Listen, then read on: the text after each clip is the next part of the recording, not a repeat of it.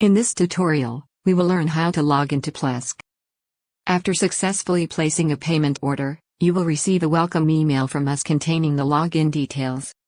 In your browser, you have to type https:// your domain name or the server IP address, port number 8443. In this tutorial the domain name is example.com.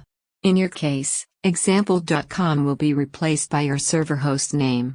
In a welcome email from the hosting company, you have a permanent link such as https:// yourhostname.com, port number 8443 or 8880.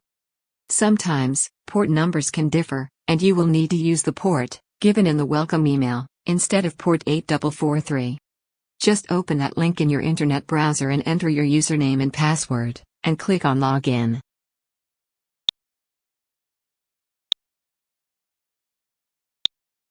If your login details are correct, you will have successfully logged into your Plesk account. Now you know how to log into Plesk. Thank you for watching.